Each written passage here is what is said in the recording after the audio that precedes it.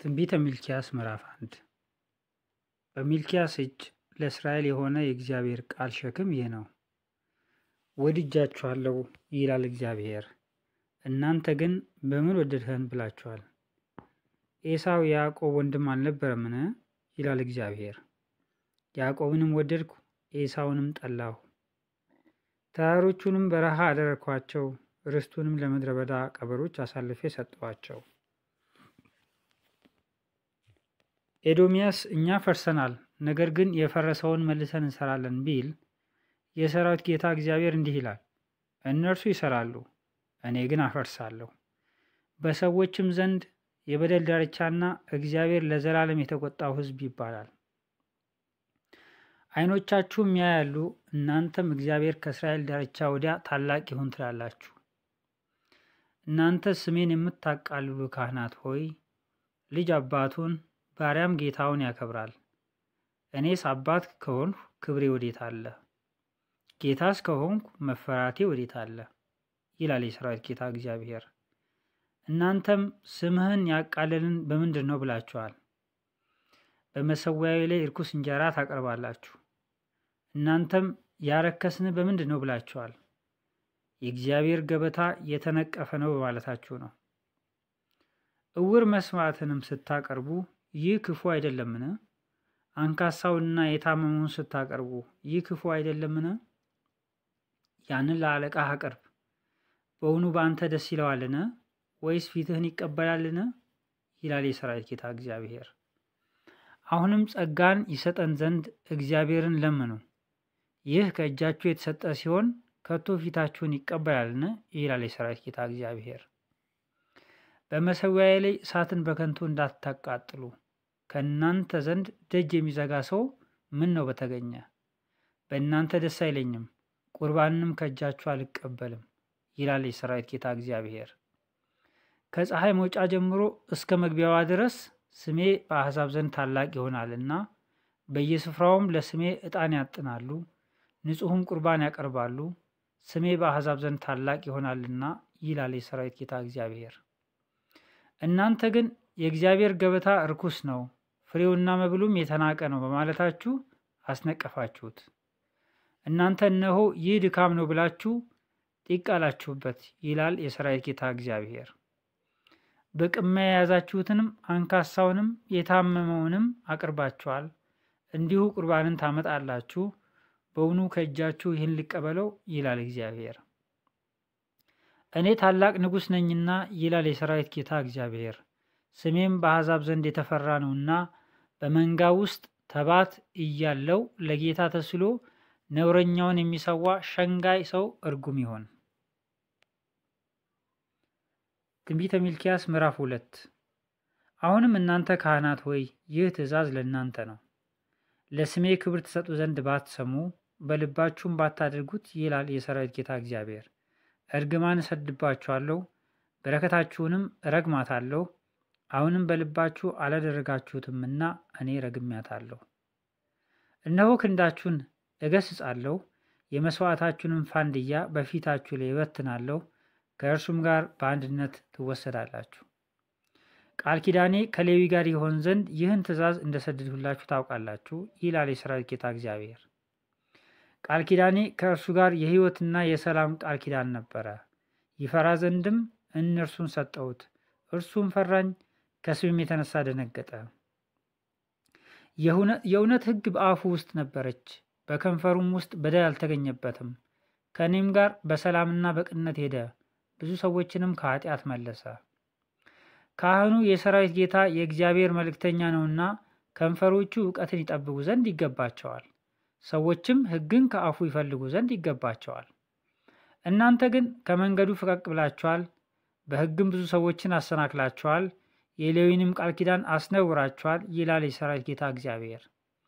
ስለዚህ መንገዴን እንዳልጠበቃችሁ በሕግም ለሰው ፊት እንዳዳላችሁ መጠን እኔ ደግሞ በሕዝብ ሁሉ ፊት የተናቃችሁና የተዋረዳችሁ አድርጌያችኋለሁ። ለሁላችን አንድ አባት ያለን አይደለምን? አንድ አምላክስ የፈጠረን አይደለምን? የአባቶቻችንን ቃል ኪዳን ለማስነቀፍ እኛ እያንዳንዳችን ወንድማችንን ስለምን አታለልን? እግዚአብሔር የወደደውን መቅደስ ይሁዳ አርክሷልና የእንግዳውንም አምላክ ልጅ ሚስት አድርጎ አግብቷልና ይሁዳ አታሏል። በእስራኤልና በኢየሩሳሌም ውስጥ ርኩሰት ተሰርቷል።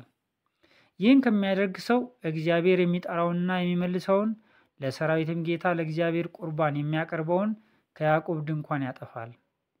ይህንም ደግሞ አድርጋችኋል፣ እግዚአብሔር ቁርባኑን ዳግመኛ እንዳይመለከት ከእጃችሁም በደስታ እንዳይቀበለው መሠዊያውን በእንባና በልቅሶ በሐዘንም ትከድናላችሁ። እናንተም ስለምንድን ነው ብላችኋል? ሚስትህ ባልንጀራህና የቃል ኪዳንህ ሚስት ሆና ሳለች እርሷን አታልሃታልና እግዚአብሔር በአንተና በልጅነት ሚስት መካከል ምስክር ስለሆነ ነው። እግዚአብሔር የሕይወትን መንፈስ አንድ አድርጎ ጠብቆልን የለምን? እርሱም የሚፈልገው ምንድን ነው? ዘር አይደለምን? ስለዚህ መንፈሳችሁን ጠብቁ፣ ማንም የልጅነት ሚስቱን አያታልል።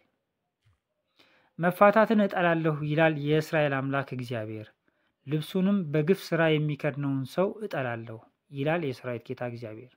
ስለዚህ እንዳታታልሉ መንፈሳችሁን ጠብቁ። እግዚአብሔርን በቃላችሁ አታክታችኋል። እግዚአብሔርን በቃላችሁ አታክታችኋል። እናንተም ያታከትነው በምንድን ነው ብላችኋል። ክፉን የሚያደርግ ሁሉ በእግዚአብሔር ዘንድ መልካም ነው፣ እርሱም በእነርሱ ደስ ይለዋል። ወይስ የፍርድ አምላክ ወዴት አለ በማለታችሁ ነው? ትንቢተ ሚልክያስ ምዕራፍ 3 እነሆ መልእክተኛዬን እልካለሁ፣ መንገድንም በፊቴ ያስተካክላል። እናንተም የምትፈልጉትን ጌታ በድንገት ወደ መቅደሱ ይመጣል። የምትወዱት የቃል ኪዳን መልእክተኛ እነሆ ይመጣል ይላል የሰራዊት ጌታ እግዚአብሔር። ነገር ግን እርሱ እንደ አንጥረኛ እሳትና እንደ አጣቢ ሳሙና ነውና የሚመጣበትን ቀን መታገስ የሚችል ማን ነው? እርሱስ በተገለጠ ጊዜ የሚቆም ማን ነው? እርሱም ብር እንደሚያነጥርና እንደሚያጠራ ሰው ይቀመጣል። የሌዊንም ልጆች ያጠራል፣ እንደ ወርቅና እንደ ብርም ያነጥራቸዋል። እነርሱም ለእግዚአብሔር በጽድቅ ቁርባንን የሚያቀርቡ ይሆናሉ። እግዚአብሔርም እንደ ድሮ ዘመንና እንደ ቀደሙት ዓመታት በይሁዳና በኢየሩሳሌም ቁርባን ደስ ይለዋል። ለፍርድ ወደ እናንተ እቀርባለሁ። በመተተኞችና በአመንዝሮች በሐሰትም በሚምሉ የምንደኛውን ደሞዝ በሚከለክሉ መበለቱንና ድሃ አደጉን በሚያስጨንቁ የመጻተኛውንም ፍርድ በሚያጣምሙ እኔንም በማይፈሩ ላይ ፈጣን ምስክር እሆንባቸዋለሁ ይላል የሰራዊት ጌታ እግዚአብሔር። እኔ እግዚአብሔር አልለወጥም። እናንተ የያዕቆብ ልጆች ሆይ ስለዚህ የጠፋችሁ አይደላችሁም። ከአባቶቻችሁ ዘመን ጀምሮ ከሥርዓቴ ፈቀቅ ብላችኋል፣ እርሷንም አልጠበቃችሁም። ወደ እኔ ተመለሱ፣ እኔም ወደ እናንተ እመለሳለሁ ይላል የሰራዊት ጌታ እግዚአብሔር። እናንተ ግን የምንመለሱ በምንድን ነው ብላችኋል። ሰው እግዚአብሔርን ይሰርቃልን? እናንተ ግን እኔን ሰርቃችኋል።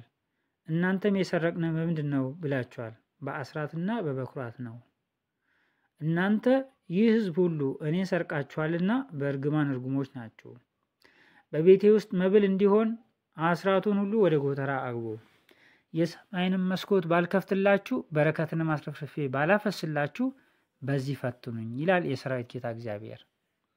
ስለ እናንተ ነቀዙን እገስጻለሁ፣ የምድራችሁንም ፍሬ አያጠፋም፣ በእርሻችሁም ያለው ወይን ፍሬውን አያረግፍም ይላል የሰራዊት ጌታ እግዚአብሔር።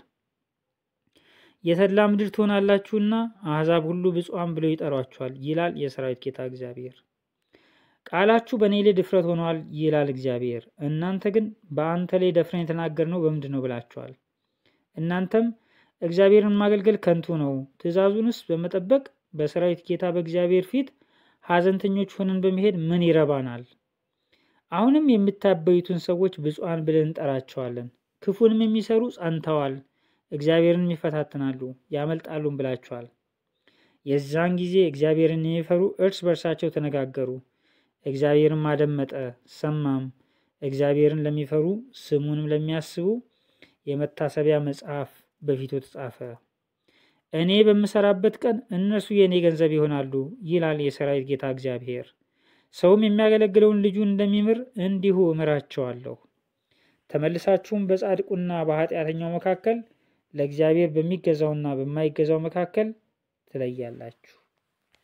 ትንቢተ ሚልክያስ ምዕራፍ 4 እነሆ እንደ ምድጃ እሳት የሚነድ ቀን ይመጣል። ትዕቢተኞችና ኃጢአትን የሚሰሩ ሁሉ ገለባ ይሆናሉ። የሚመጣውም ቀን ያቃጥላቸዋል፣ ስርንና ቅርንጫፍንም አይተውላቸውም ይላል የሠራዊት ጌታ እግዚአብሔር። ነገር ግን ስሜን ለምትፈሩት ለእናንተ የጽድቅ ፀሐይ ትወጣላችኋለች፣ ፈውስም በከንፈሮቿ ውስጥ ይሆናል። እናንተም ትወጣላችሁ፣ እንደ ሰባም እምቦሳ ትፈነጫላችሁ። በምሰራበት ቀን በደለኞች ከእግራችሁ ጫማ በታች አመድ ይሆናሉና እናንተ ትረግጧቸዋላችሁ ይላል የሠራዊት ጌታ እግዚአብሔር። ለእስራኤል ሁሉ ሥርዓትንና ፍርድን አድርጌ በኮሬብ ያዘዝሁትን የባሪያዬን የሙሴን ሕግ አስቡ። እነሆ ታላቁና የሚያስፈራው የእግዚአብሔር ቀን ሳይመጣ ነቢዩን ኤልያስን እልክላችኋለሁ። መጥቼም ምድርን በእርግማን እንዳልመታ እርሱ የአባቶችን ልብ ወደ ልጆች የልጆችንም ልብ ወደ አባቶች ይመልሳል።